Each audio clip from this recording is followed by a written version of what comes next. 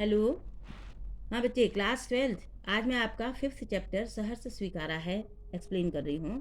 इसके राइटर हैं गजानन माधव मुक्तिबोध। मुक्तिबोध बहुत अच्छे कवि हैं, बहुत अच्छी सीख देते हैं। उनकी कविताएं बहुत लंबी भी होती हैं और आत्मबोध से ग्रसित भी होती हैं। यहाँ पर कवि जीवन में बहुत बड़ी सीख भी दे रहा है कि व्यक्ति को किसी के ऊपर डिपेंड नहीं रहना चाहिए। ये मैं आपको इसकी सीख बताती रहूँगी। तो देखिए, शुरू करते हैं आपका चैप्टर।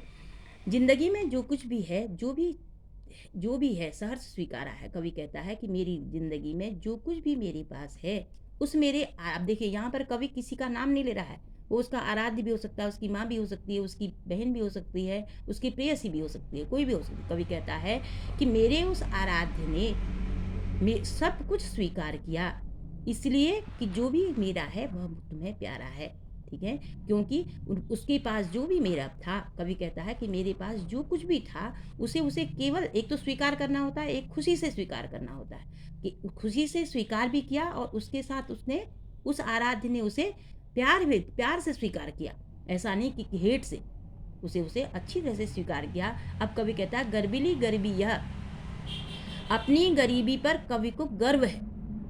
ये बहुत बड़ी बात है कि गरीबी ही व्यक्ति को क्या सिखाती है, उन्नति का भाव सिखाती है। तो कवि कहता है कि मेरी गर्बीली गरीबी, मुझे इस गरीबी पर गर्व था। ठीक, मुझे इस गरीबी पर अपना गर्व है। ये गंभीर अनुभव सब, विचार वैभव सब। अब देखिए, गर्बीली गरीबी में यहाँ पर अनुप्रास अलंकार है।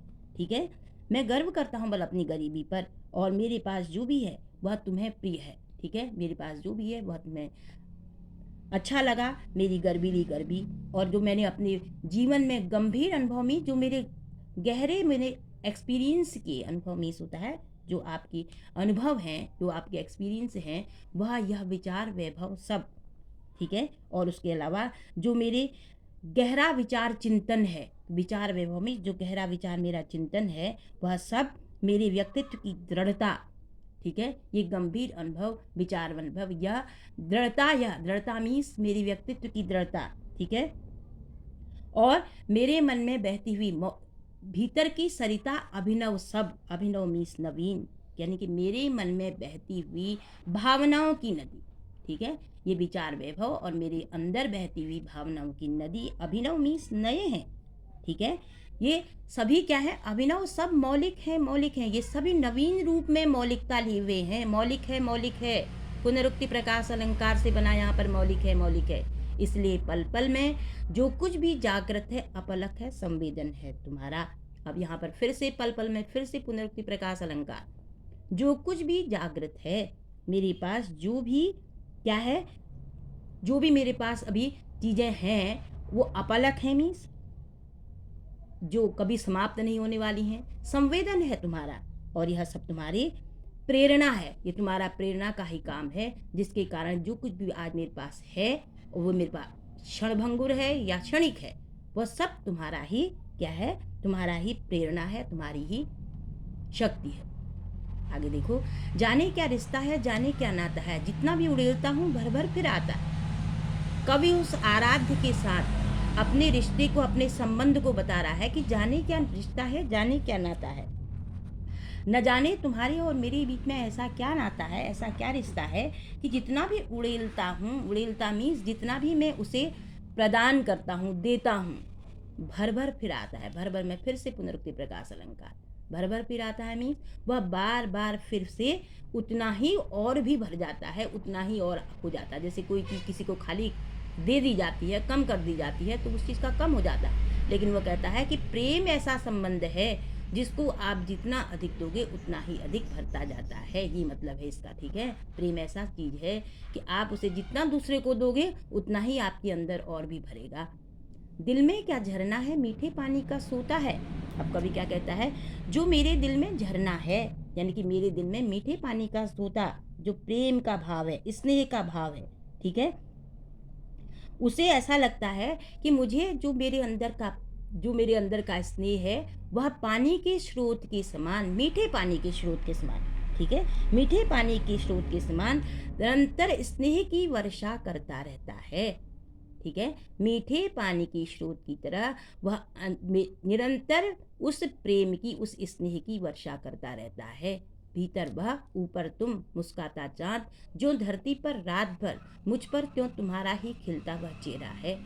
भीतर वह ऊपर तुम, मन के अंदर मेरे वह भाव, वह मेरा आराध्य, वह मेरा प्रिय जो कि अंदर मेरे छुपा हुआ है, और ऊपर तुम, ठीक है। और ऊपर, अगर मैं ऊपर देखता हूँ तो आसमान में, यानी कि दिवंगत है जो भी है वो, ठीक है, उसे कहता है कि ऊपर वो ईश्वर हो, आराध्य हो, कुछ भी है, ऊपर तुम मुस्काता चांद, जो धरती पर रात भर मुस्काता चांद, ठीक है। मुस्काता चांद मीन जैसे चंद्रमा मुस्कुराता है और अपनी रात भर, ठीक है, पूर्णिमा का चांद जो होता है, मुस्काता चांद जो धरती पर रात भर चंद्रमा जैसे पूर्णिमा का चंद्रमा मुस्कुराते हुए खुशी से रात भर पृथ्वी पर अपनी चांदनी बिखेरता रहता है, मुझ पर क्यों तुम्हारा ही खिलता वह चेहरा। यहाँ पर उपमा अलंकार, वैसे ही मेरे ऊपर तुम्हारा वह खिलता हुआ चेहरा उस पूर्णमासी के चंद्रमा के समान हमेशा मुझे आगे बढ़ाने को प्रेरित करता है, हमेशा मुझे खुश रखता है। सचमुच मुझे दंड दो कि भूलूं मैं। अब देखो, यहाँ से यहाँ तक तो कवि ने अपने उस प्रेयसी, उस आराध्य की प्रशंसा की और उसे सब कुछ माना। लेकिन अब कवि क्या कहता है? कवि आत्मनिर्भर होना चाह रहा है। कवि उस जो उसकी भवितव्यता है वो उसे डरा रही है कि मेरा भविष्य क्या होगा। तो कवि कहता है कि मैं अब इस सब को, जो ये अभी तक था मेरा आराध्य, जिस पर मैं डिपेंड था, जिसको मैं सब कुछ समझता था, अब उसके लिए क्या होता है, उससे निवृत्ति पाना चाहता है। कवि खुद में अपने आप में आश्रित होना चाहता है, स्वावलंबन चाहता है। तो क्या कहता है? सचमुच मुझे दंड दो कि मैं भूलूं तुम्हारे भूल जाने की, ठीक है। सचमुच दंड दो कि भूलूं मैं तुम्हें भूल जाने की, ठीक है। मुझे ऐसा दंड मिल जाना चाहिए कि मैं, जिससे कि तुम्हें भूल जाने की भूल करूं, मैं ऐसी गलती करूं कि मैं तुम्हें भूल जाऊं, और वो मेरे लिए क्या होगा? वह दंड होगा मेरे लिए। मैं उसे अपने लिए पनिशमेंट मानूंगा, ठीक है। मैं उसे अपने लिए क्या मानूंगा? दंड मानूंगा। दक्षिणी ध्रुवी अंधकार अमावस्या। कवि अपने उस आराध्य से किसे को भूल जाने का दंड पाना चाहता है। क्यों? स्वावलंबन के लिए भी बताया। दक्षिणी ध्रुवी अंधकार अमावस्या, वो कहता है कि मुझे ऐसा अंधकार रूपी अमावस्या रूपक अलंकार द्वारा मुझे ऐसा अंधकार प्राप्त हो जिसमें कि अमावस्या की रात को बिल्कुल क्या होता है? गुप्त अंधेरा होता है। वो भी दक्षिणी ध्रुवी अंधकार। दक्षिणी ध्रुव में भी हमेशा अंधकार रहता है, या दक्षिणी ध्रुव का अंधकार अमावस्या का जैसा अंधेरा शरीर पर, चेहरे पर, अंतर में, पालू में, झेलू में, उसी में नाल, ऐसा अंधकार है ऐसा अंधकार मुझे प्राप्त हो जिसमें कि शरीर पर, मेरे चेहरे पर, मेरे अंदर अंतरात्मा में मैं झेलूं, मैं उसी में नहा लूं। वो कहता है कि मैं ऐसा अंधकार झेलूं अपने जीवन में जिसमें कि मैं उसी में रहूं और उसी में पूरी तरह से भीग जाऊं उस अंधकार में। क्यों ऐसा क्यों कहता है कवि? क्योंकि उसे उस अंधकार में अपने उस प्रियतम की, जो उसका आराध्य है, उसकी याद नहीं आएगी। वह उससे दूर जाना चाहता है। वो उसे बहुत हो गया, कहता है अब उससे मैं दूर जाना चाहता हूँ, ये मेरे लिए बहुत बड़ा दंड होगा, कहता है वो। लेकिन दंड होने के बाद भी मैं उस दंड को पाना चाहता हूँ, इसलिए कि तुम ही से परिवेष्टित आच्छादित। कारण क्या है उसका? इसलिए कि कहने का मतलब है उसका कारण ये है, जो वो अंधकार पाना चाहता है, उसका कारण ये है कि वह सब तुम्ही से, जब मैं कहीं भी जाता हूँ सब कुछ तुम्ही से परिवेष्टित मीन्स घिरा हुआ, आच्छादित मीन्स ढका हुआ, ठीक है। उस तुम्ही से घिरा हुआ है, तुम्ही से ढका हुआ है। रहने का यह रमणीय उजेला अब सहा नहीं जाता, यानी कि मैं, यह रमणीय मीन्स अपने मन को तो अच्छा लग रहा है, यह उजेला मीन्स जो तुम्हारी यादें हैं, ईश्वर की यादें हैं, उसके आराध्य की यादें हैं उसके पास। वो कहता है कि अब मुझसे सहा नहीं जाता, नहीं सहा जाता। फिर से यहाँ पर पुनरुक्ति प्रकाश अलंकार है, ठीक।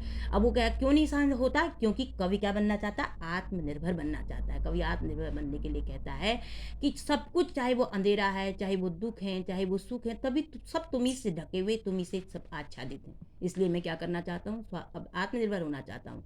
ममता के बादल की भीतर मंडराती कोमलता भीतर पिराती है। भीतर पिराती है का मतलब है उसके मन में जो तुम्हारा स्नेह है, उस आराध्य का स्नेह है, उस ममता का बादल, यानी उस बादल रूपी स्नेह जो है वो मंडराती कोमलता भीतर पिराती है मीन्स उसके हृदय को दुख देती है। पिराती का मतलब है दुख देना, उसके हृदय को परेशान कर देती है, कवि के मन को परेशान करती है। क्यों? वो कोमलता का भाव उसको बार बार याद आता है और उसके अंदर क्या होता है, दुख पैदा होता है। कमजोर और क्षम अब हो गई है आत्मा। यह कवि कहता है कि इतनी मेरी अंतरात्मा जो है, ठीक है, उसका जो कॉन्सियस है वो क्या हो गई है, कमजोर हो गई है, अक्षम, कुछ भी काम मुझसे हो ही, अक्षम मीन्स किसी काम को न कर पाना, ठीक है, कमजोर हो गई है, मैं कुछ काम नहीं कर पाता हूँ। छटपटाती छाती की भवितव्यता डराती है। मेरे छाती की छटपटाती का मतलब, छटपटाती छाती, फिर से अनुप्रास अलंकार, मेरे अंतरात्मा में, मेरे अंदर यह भाव जो है मुझे छटपटा रहा है। कौन सा भाव? कि भवितव्यता डराते, कि मेरा भविष्य क्या होगा। मैं मेरा भविष्य को देखकर अपने अंतरात्मा में छटपटाहट पैदा कर रहा है, जिसका मुझे डर लग रहा है। बहलाती सहलाती आत्मीयता बर्दाश्त नहीं होती। यह बहला देने वाली और सहला देने वाली अपनापन, आत्मीयता मीन्स अपनापन, अब मुझे बर्दाश्त नहीं हो रहा, मुझसे सहन नहीं हो रहा है। सचमुच मुझे दंड दो कि हो जाऊं मैं पाताली अंधेरे की गुहाओं में, विवरों में, ठीक है, अंधेरे की बादलों में बिल्कुल मैं लापता। कवि कहता है कि अब वो क्या करना चाहता है, दंड पाना चाहता है अपने उस आराध्य को भूलने का।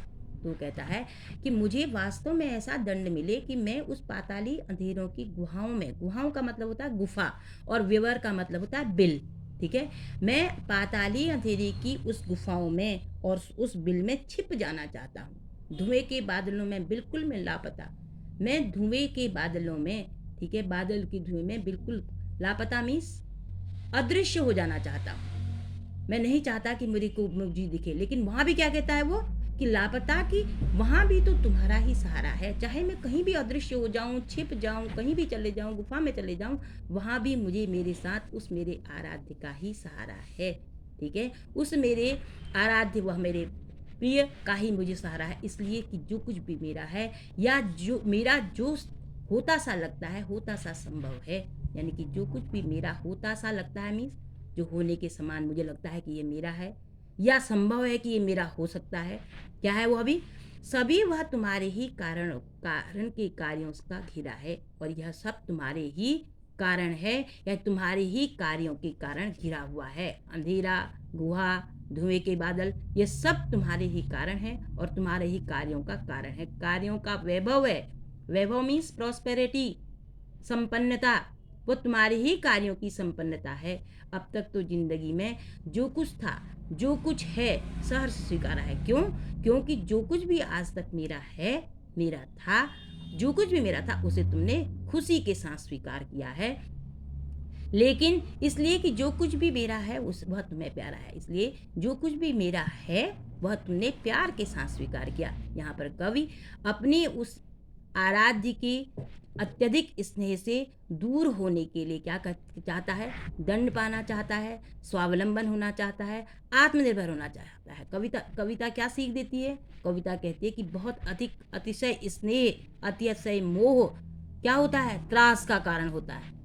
जैसे एक माँ क्या करती है, अपने बच्चे को दूध छुड़ाने के लिए क्या करती है, उसके मुंह में कड़वी चीज़ लगा देती है, कि जिससे कि बच्चे को दूध, वो नहीं चाहती है कि मैं ऐसा न करूं, लेकिन फिर भी करना पड़ता है। या एक माँ अपने बच्चे को फॉरेन भेजती है जॉब के लिए, उसकी उन्नति के लिए, लेकिन उस समय क्या उसका मोह नहीं होता? अगर उसको मोह उसे रोक दे तो क्या होगा, कष्ट होगा उसे। तो अतिशय मोह जो होता है वो त्रास का कारण होता है। इसलिए कवि क्या कर रहा है, कवि अपना आत्मनिर्भर बनने के लिए यह सब कहता है। आशा है आपको ये कविता मेरी समझ में आ गई होगी, आपको पाठ समझ में आ गया होगा। अगर समझ में आ गया तो आप इसे लाइक करें, शेयर करें, सब्सक्राइब करें, और जिससे कि मैं आपको दूसरी वीडियो अगले पाठ की आपको बताऊँ।